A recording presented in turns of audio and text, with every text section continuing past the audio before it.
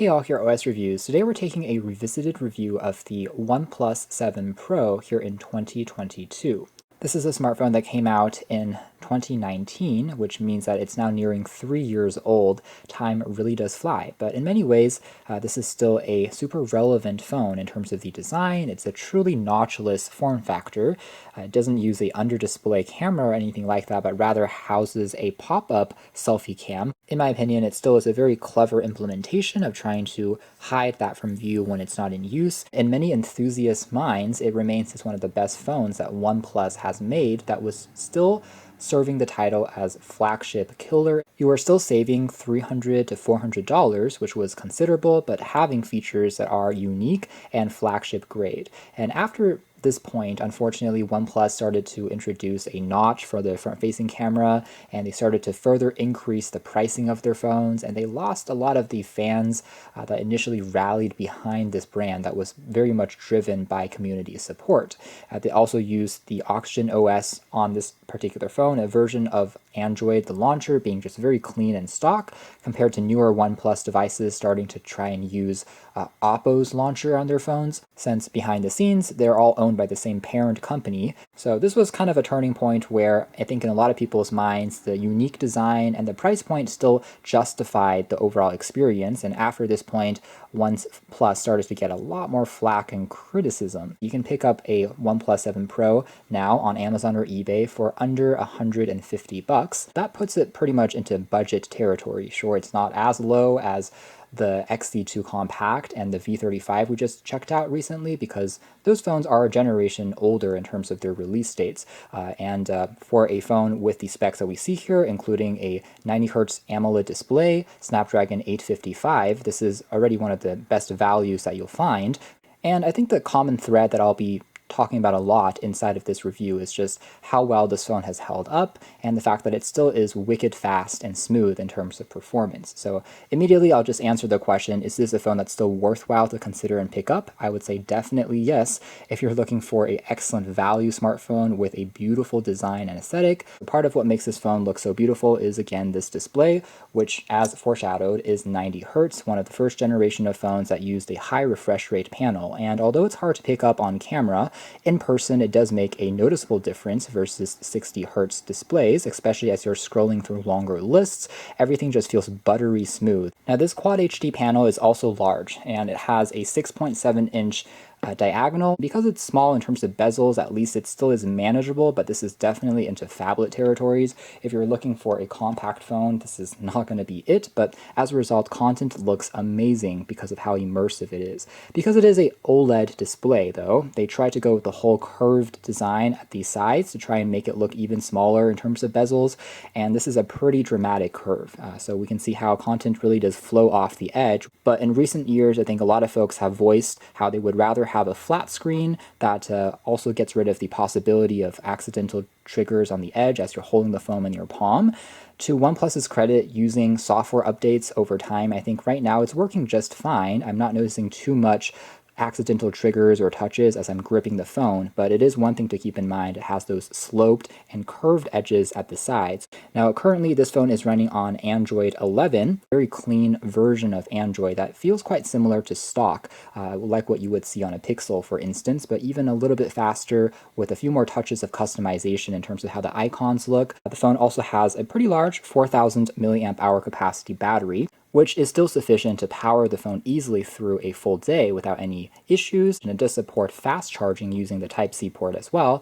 However, although this phone has a glass back, unfortunately it doesn't have Qi wireless charging, which would have been nice, but again, considering the street price of this phone right now, it's not really too big of a issue, I would say.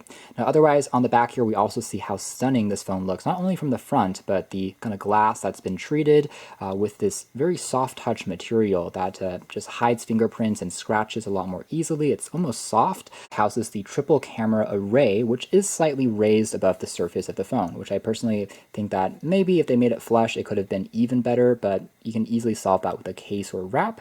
And this consists of a 48 megapixel primary shooter along with a 16 megapixel wide angle lens, along with a 8 megapixel telephoto that has 3 times optical zoom. So it is pretty versatile, having all of the most essential lenses that you would want. You'll even get stereo speakers on this phone, so a primary one on the bottom, and the earpiece acts as a second speaker, so that box is also ticked. Although water resistance is one feature that is missing on this device, OnePlus claims that they've tested it in the rain and that it should still survive daily usage. One thing that we do have though on OnePlus phones is this really unique slider for silencing the phone or turning it into the vibration mode just by flicking it here. That's very similar to on iPhones. By the way, the sides of the phones also are just very beautiful to look at because of the glass just gently melting into the metal frame, and the frame itself also has a gradient finish where it's lighter at the bottom here and it gets darker and darker towards the top. So it goes with this whole nebula colored theme. It's a little bit reminiscent of the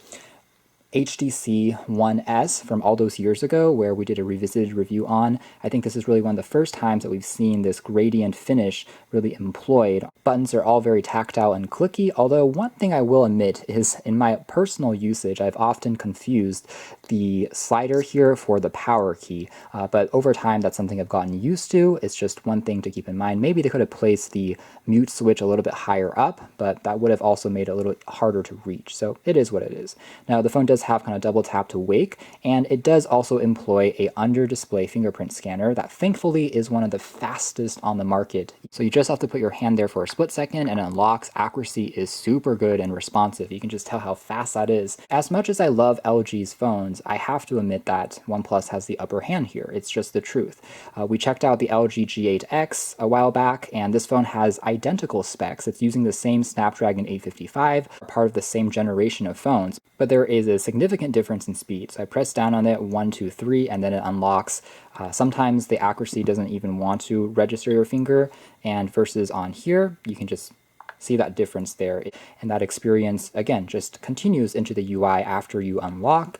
The entire thing is just so fluid. All the animations are just so fast that it's truly a pleasure to use. No stutters or delays at all when it comes to opening up any program or settings. In this particular phone, we have 256 gigs of built-in storage, but unfortunately it doesn't have a micro SD card to expand the memory. So that is one of the maybe only omissions from a hardware perspective that I do wish OnePlus could have added, but using cloud storage and other solutions, you can always supplement that and it gets you by. In terms of utility tools, what you'll find is it is slightly customized with OnePlus's Oxygen OS, larger fonts compared to stock Android, and everything including the fingerprint animation for unlocking the phone can be further customized. You can even make use of the curved edges of the display to flash to give you notifications, and then again, even the icons if you want to make them round, squared, colored, even change the theme, all of that is just a click away. You'll also find all the essentials here like NFC, GPS, Bluetooth 5.0, the list just goes on. And here's the clock app, which also has a few flourishes with red accents that OnePlus is known for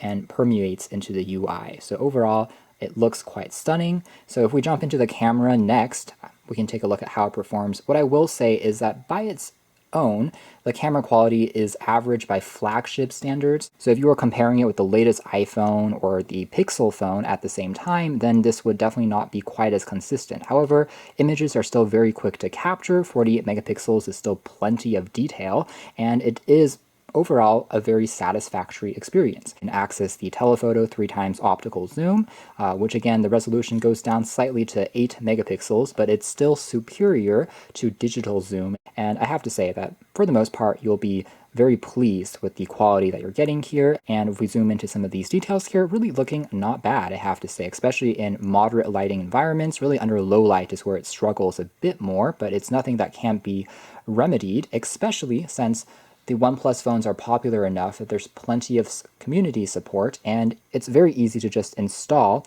something like the Gcam app for the OnePlus 7 Pro. You are able to now take essentially the same tricks from a Google Pixel like night sight and get excellent night looking results as well. Just a very beautiful looking shot. And again, considering the price that this phone now sits at, it's really nothing to complain about at all. This is actually using the 3 times telephoto lens versus this is the wide angle lens, and this is the regular regular 48 megapixel camera. So you can tell the difference between those three sample shots. I will say that using the HDR processing, the colors are a little bit different between the three sets of lenses, so consistency can probably still be improved, but that's really nitpicking. So although I wouldn't say that it's the best camera in the world, with a little bit of tweaking you can still get some very pleasant results.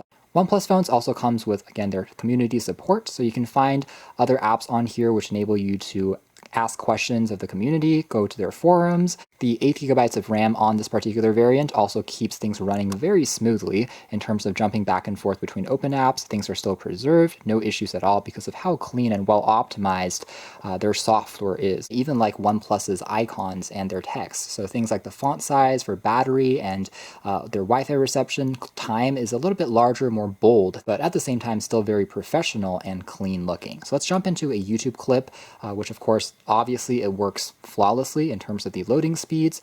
You can play them up to 2K resolution and take advantage of the display here, and we can crank up the volume as well.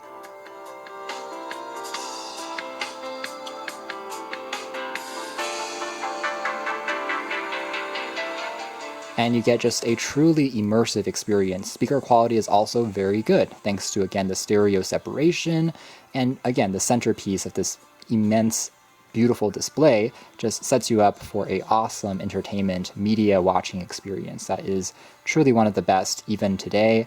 After a few years of its release, you really still can't find anything too much better than this, to be honest. By default, we're on the vivid mode, but here's with the natural and advanced wide gamut sRGB, display P3 can all be, again, found here, and overall it is just, again, a beautiful screen that is truly still one of the best that you'll find. Let's try loading back a web page like The Verge and see how long it takes to render. So that is pretty much the speed that you'll expect, almost instantaneous even for a complex site like this. It's made possible thanks to the use of the lightning fast UFS 3.0 standard for storage and memory, and as a result everything is just, again, wicked fast, thanks to also the fast refresh rate of the screen, Snapdragon 855, which is still a monster today. You're not going to find any issues when it comes to browsing even complex sites. Everything is a joy to read and watch on this beautiful screen. The reception quality also remains very good when it comes to getting almost full bars of both Wi-Fi and cellular connectivity. It is worth noting that the Snapdragon 855 here is also liquid cooled, so in terms of thermal throttling, it's not going to be an issue at all, which pops up. The phone even has very good haptics, so as you are touching it, interacting with the vibration motor feels quite precise, especially compared to past OnePlus phones. It's obviously an area that they have refined on this device. So this combines to be a very pleasant gaming experience, actually remains very cool to the touch even as you're holding it and using it for longer stretches of time, just never really gets hot at all, and performance, as expected, is still getting you one of the smoothest and fastest around. There's also dedicated gaming mode on here, which will try to further optimize graphics and haptics as you're playing back a game and block notifications, so it will automatically detect this as you have loaded up a game. Combined with the excellent audio and the beautiful display, it's not really anything that you can complain about. Alright, so that is more or less it as far as our hands-on revisited review of the OnePlus 7 Pro. I have to say that, indeed, after trying this phone out, I understand kind of where the hype is coming from, because it's almost a perfect smartphone. It checks pretty much every single box, and it's just hard to complain much at all, especially now with the price point falling to $150. So I would say if you're looking for an introduction to OnePlus, this is arguably one of the kind of perfect initial hellos that you can try out, as well as just a truly solid phone for use with gaming, entertainment, media. It truly still feels like a flagship to this day, just at a super affordable price compared to what's out there. You can check out more details if you're interested in the links down below. For now, that's been our video. Thanks for watching here at OS Reviews. That's been a revisited look at the OnePlus 7 Pro.